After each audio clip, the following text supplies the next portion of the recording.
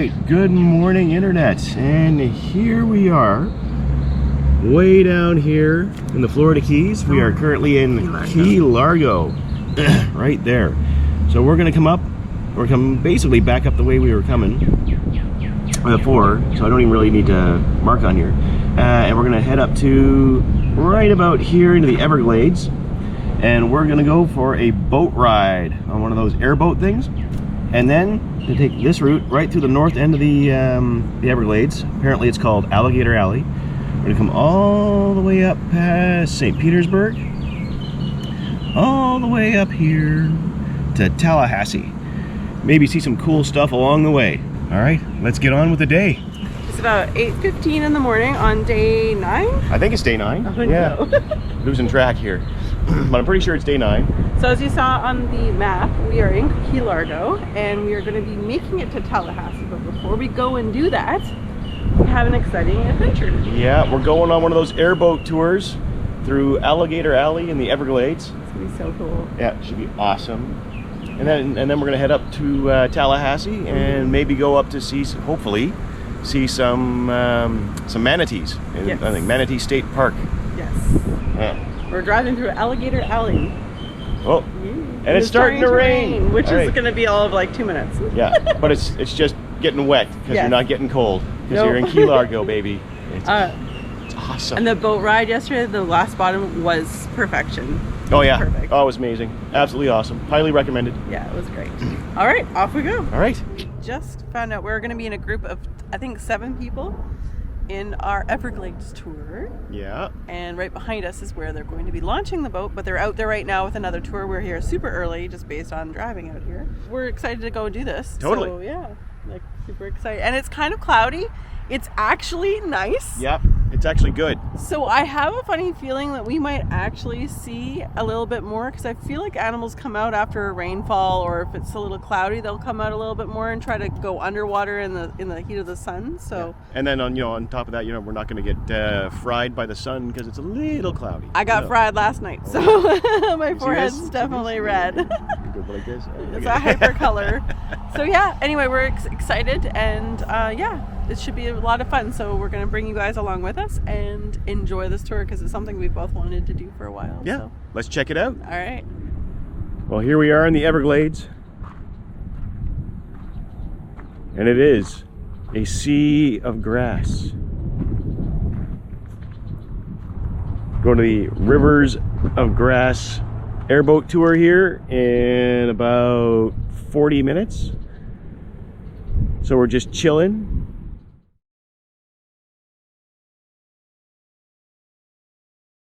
We're on the ride, we're ready to go. It's gonna be so much fun.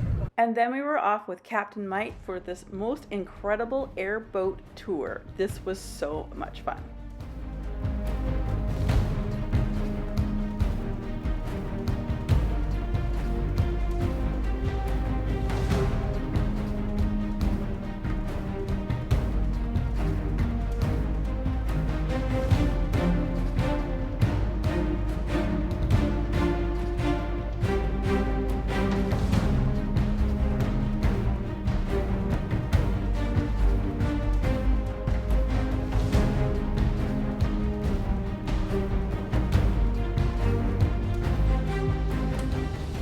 This canal that we jumped into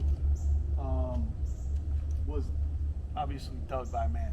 Anything running a straight line in the Everglades, man's had his hand in it.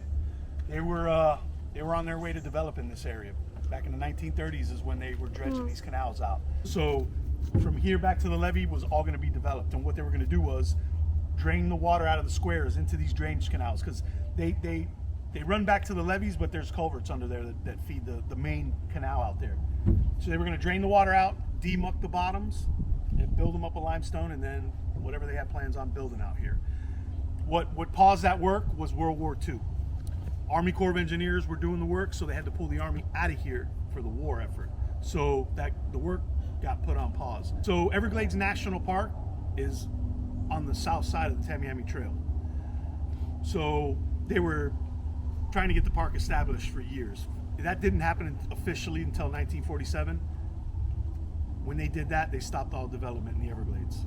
So basically all this work was done for nothing, but one good thing about the canals is they never go completely dry. Originally, we had 3 million acres of Everglades.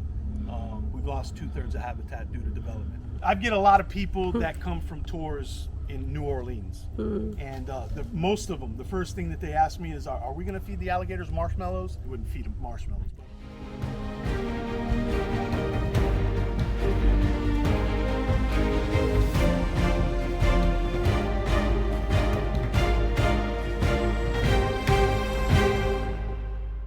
I don't think she's built a nest this year, because usually when she makes her nest, just like you saw the other one, they pretty much stay at the nest. And she's been out. I don't see her every single time. Look at the Galano pushing the babies away. Yeah, get off my little lily pad. I've got cool videos. When they're close, the little ones are close to her babies, those Galanos will come up behind the little gators and they'll start pecking their tails. You'll see the little gator turn around, snap his little jaws out. I've watched her. For I don't know why. I mean, I've seen gators do it a bunch of times, but every now and again when she doesn't want them close to us, she'll swim up to them and push them away from the boat. I watched her one year actually grab one. I thought she was going to eat it. She came from underneath and grabbed it, and it was squealing in her jaws, and it looked like she was chewing it, but she was just like moving it around. And she swam to the bank and opened up her jaws and let the baby crawl out. But yeah, I haven't seen her hanging out at a nest, and she's still got several. Yesterday, I think I counted around 11 that were together. So she's still got a bunch, but she's lost a bunch.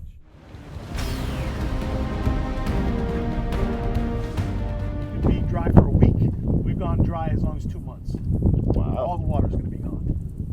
So when the water's low, there's a lot going on out here. Springtime, the birds are all nesting. There's a little grack nest right there that's abandoned. The alligators are mating, and the fish they're trying to find water to go to because the water's going away. We actually should still be kind of shallow, but we got an early tropical storm this year, and we got about 3 straight days of some serious rain. So we went from 2 inches, and we were off for all those rainy days to come back out here, and it was over 1 foot of water in here. Wow. So we never went dry this year. Protecting her nest right there. That's an alligator nest. Oh, cool. So they're mating April and May, and once they do their thing, she starts to make her nest, and she's going to build that nest when the water's at its lowest point. This isn't a very good nest right here. It's she didn't build it up very high, and those eggs could possibly already be underwater. If they're underwater, they're not going to hatch. There's nests that are twice as tall as that. So a lot of times that's all you see of an alligator, and if you're wondering how long she is, you can measure from their eyes to their nose in inches. Will give you their length and feet. Oh, okay. Wow. Okay. She's probably close to 6 foot. Wow. You can't tell. Wow. Water starts at Lake Okeechobee. Well, it doesn't start, but I mean, it's the flow. This is actually a river. Right. They call it the River of Grass. So this water starts flowing from Lake Okeechobee and flows all the way to the Gulf of Mexico. So roughly 40 miles south of us, you're going to start getting close to the Gulf. Fresh water is going to start meeting the salt water. When that water mixes, it's called brackish water. That's where you'll start to see crocodiles. Okay. Crocodiles and alligators. The Everglades is the only place in the world where they coexist because of that. They can both live in brackish water, but the crocs, they're salt water, they're coastal.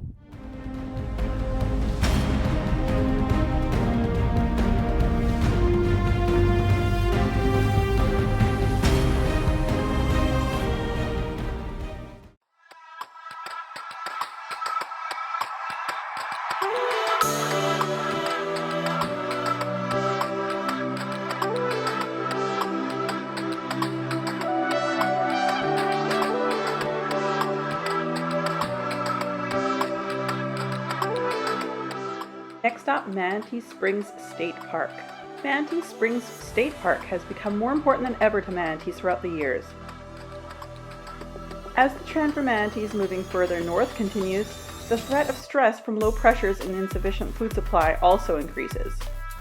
And by closing the spring run to boat traffic, this has increased the manatee populations here, allowing more park visitors to see these fascinating animals. Unfortunately for us, we were unable to find an actual real manatee, but we did manage to find one around here.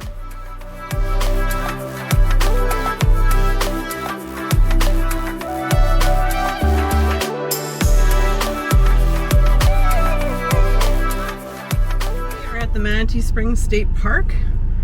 Very cool little park and amazingly beautiful water. If we had a bit more time, we'd probably break out the snorkeling gear and go for a snorkel because that water looks amazing. It did. But the weather, we have all the storms that we've gone through, the surges that we've gone through all afternoon.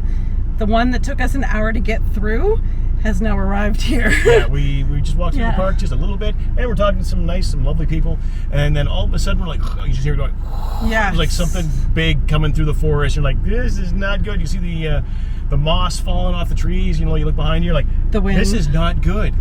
Yeah, so it's pouring. It's a nice pour right now, but it was an ugly pour coming here, so we know the thunder also. We know what's to expect. Sorry, I ran across. I had to go use the washroom and I ran here. I would definitely come back. Oh, absolutely. It was just unfortunate we come because of the drive today is quite long. We got here about 40 minutes before closing. Yeah. So, and they're about to close in 20 minutes, basically. Yeah, well, the 8:45 tonight, so we have about an hour and a bit, but this is... Oh, yeah. Right, that's true. It's pretty much a done deal for tonight. And we do have a long drive, except we don't have any service here to use the GPS, Yeah, so we got to get back to service so we can find out where we're going. Yes, because we're spending the night in Tallahassee tonight. So, although we tried, this was a great stop. We just can't do it all another time. We'll just have to come back because it's an excuse to come back, right? Absolutely. All right. We'll see you guys. Bye.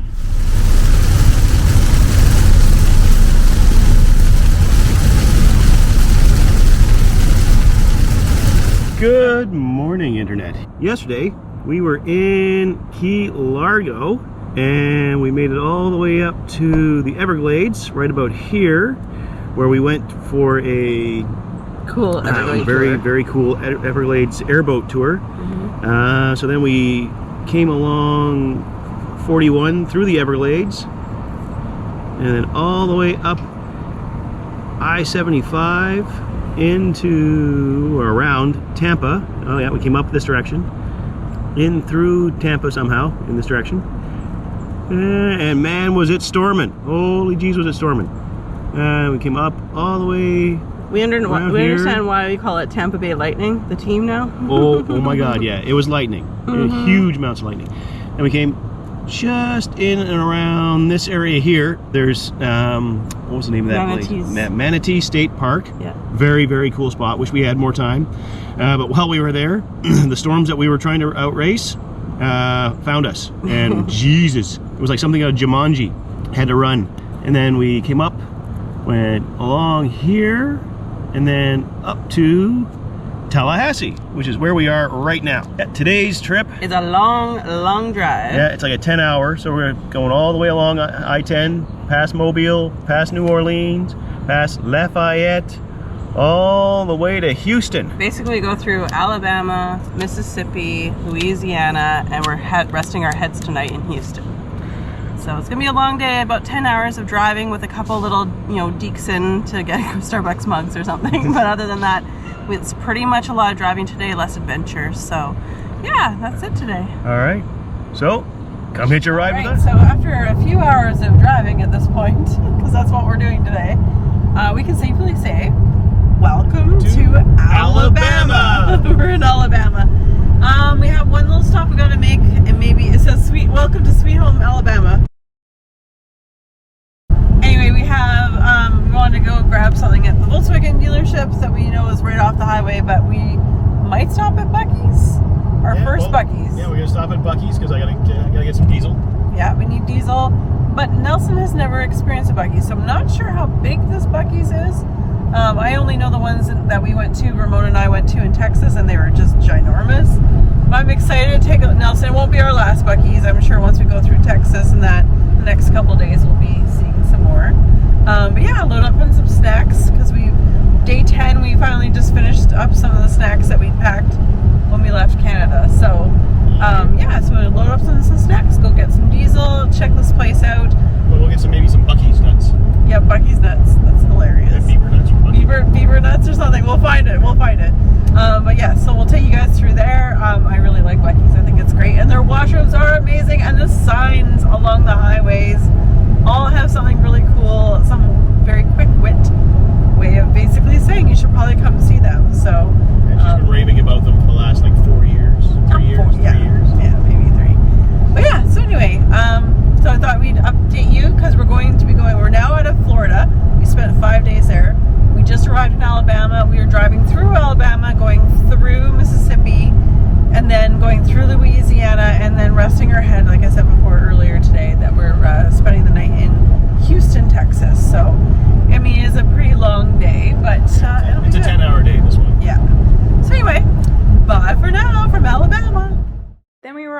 to BUC-EE'S here in Alabama. This was Nelson's very first experience at BUC-EE'S.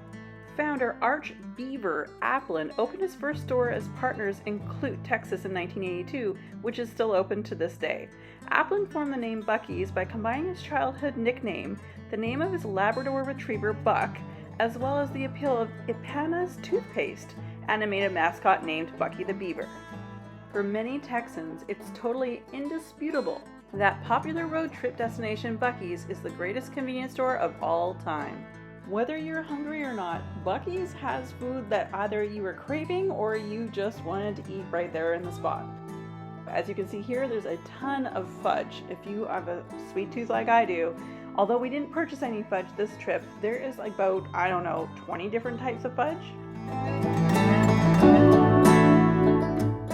As this was our first trip, we decided we'd have maybe a little breakfast here because it was earlier on in the day.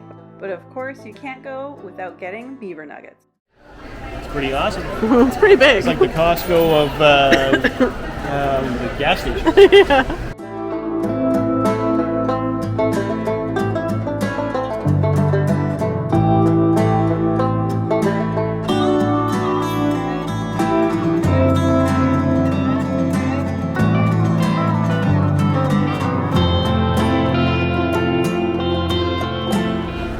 Cinnamon glazed cashews, almonds, and pecans.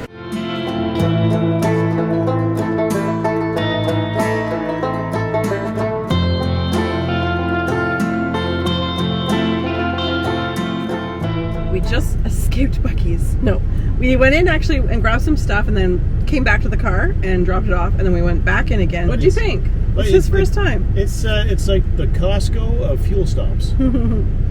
Like there's so many places for you to fuel. There's EV stations behind us. There must be 20, 30 of them behind us. Oh yeah, there's the fast chargers over there for the Teslas. Yeah. Yeah, it's pretty cool. And there's probably 100 plus gas pumps. And while at BUC-EE'S, we told you we couldn't come to BUC-EE'S without the beaver nuggets. Without getting the beaver nuggets, I should say.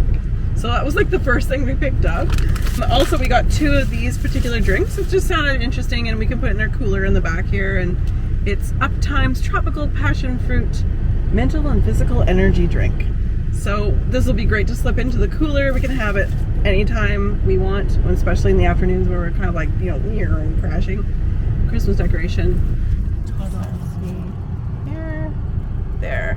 That's gonna go on our tree this year to say that we were here. And so when we went in, we did this, and then we dropped it off in the car and we went back in, and then we picked up some hot food. Picked up? What was it? A roasted almonds. Roasted almonds. BUC-EE'S roasted almonds. Yeah, so we're gonna try those out. Brisket taco. So we came at about 10:30 in the morning, so they don't have the big brisket sandwiches out quite yet. I think it's a bit early for that. So, but like I said, this is not gonna be our only BUC-EE'S. Let's be honest. We're gonna try to do a brisket sandwich. I would, love Nelson to try it. A brisket taco. And man, they had so much cool stuff in there, like fruit, especially food-wise. Yeah, they had fudge and all sorts of really yummy things. Ooh, what do we got? That is jammed packed. Oh, it's good brisket. Oh, it really is good. Yeah.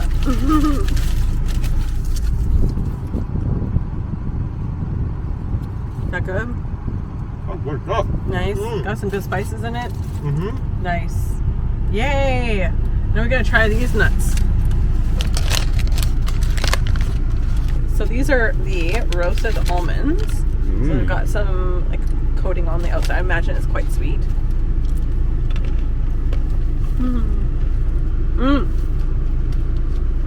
Tastes like the holidays. Outstanding. You're gonna like these too.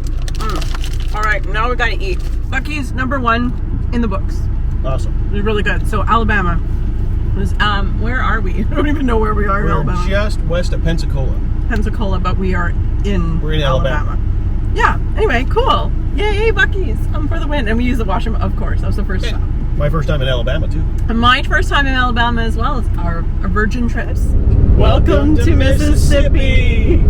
We made it into Mississippi, which is not that far because it's a really short jaunt through Alabama, the state of Alabama, and now we're just down by the coast. so now we're going through Mississippi, and then after Mississippi, we will be going through Louisiana, and then into Texas. Now we just narrowly missed another storm. Now there's a lot of storms in July, basically. But yeah, it makes sense. We did see USS Alabama, at least from the highway. Yes, that Big was cool. battleship. Yeah, that was really cool. And I love the freeways here, and I love the pullouts for the truckers and the cars, and Oh man, everything is so nice here. nobody touches the Americans when it comes to their highway system. Yeah. It really is the best. It is really very organized. For someone like a Virgo like me, it's very organized. I really like that. Quick little factoid there. It was actually built under the Eisenhower administration after General Dwight D. Eisenhower got back from World War II, and he was the Supreme Allied Commander in Europe, and he saw the German Autobahn and went, this is a good idea. We need to do this. And it's great. And it's very efficient. Yeah. And yeah, we quite enjoyed coming out of Florida. The last part of Florida was good. It was very busy before that because the population density is mainly on the East Coast, and we're likely not to have the population density from here over. And you can definitely tell on the highways there's not nearly as many cars or trucks for that matter. So yeah, really looking forward to, from the highway anyway, looking to see what Mississippi has to offer. Unfortunately, just because today is a very long travel day, we're just driving really today. No cool excursions. So Not really. all right, you guys, see you in a bit. It's safe to say that we are in Louisiana. So this is our first also for both of us. Or Louisiana. Neither of us have been to the state. Again, we're not doing anything right through the state. Unfortunately, we have so much driving to do tonight. It's just a driving day. Yeah. So We were going to go to New Orleans. Yeah. And some small plantations, but just really don't have the time today. Yeah, it's a 10-hour drive from where we left today in Tallahassee. Without stops. Without stops, true. So yeah. So anyway, we wanted to just let you guys know that we've made it into yet another state, or technically Florida, Alabama, Mississippi, Louisiana. Technically, we've just entered our 4th state today, and the 5th one will obviously be Texas, which is where we'll be ending our day. So anyway, just wanted a quick update. We'll let you guys know where you're at. Dodging storms again. I know, the storms are literally all around us right now. It's nice and sunny. If you love to look to the right, you look behind you, it's all black. But where we're going is fluffy white clouds, mind you, but at least it's not raining. Welcome to Texas. We just saw the big star, and I'm like, we must be in Texas. There was a big star, and then like moments after, there was of course the flag, the American flag and the Texan flag. Yeah, and the big sign that said, welcome to Texas. Yeah, I didn't get that in time. Went through another big storm, pretty wet, very, very, very puddly on the highway, but otherwise we made it through, and it's sunny, and just have a little over an hour left, hour and a half to get to our hotel, so which will be nice because I think they'll put us there around 7 o'clock at night. We'll have enough time to just check in, throw our gear in, and try to find a place to eat, and then come back and shower and get ready for bed, basically. An update on the BUC-EE'S beaver nuggets. So we've had some. Wow, okay, they're so sweet. Really sweet. They're shaped like little shrimps. I think they're like curled up shrimps without the tail. And to me, they taste between a Cracker Jack and corn pops. Yeah. Corn pops. So, what about you? Yeah, that's pretty much it. They're getting kind of a mapley kind of thing going on there. Yeah, it's really sugary sweet. Oh. And I wish I had milk. You know when you eat something really sweet, you want a milk chaser? Well, I wanted some milk after this. So I've got a Ziploc bag, and I'm going to put them in the bag later tonight to keep them fresh, because with the humidity, I imagine this is probably going to go to mush. We'll talk to you either later, or we'll see you tomorrow. Bye!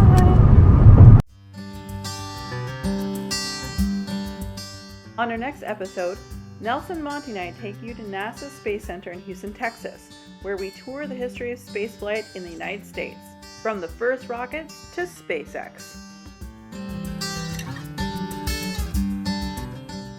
Nelson's so strong he carried the moon as well.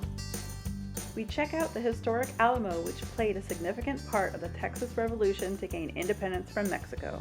Then Nelson and I take a very romantic tour on one of those river boat tours, which is a must if you're coming through here. You get to see so much of this land and learn loads of history. So come hitch a ride with us.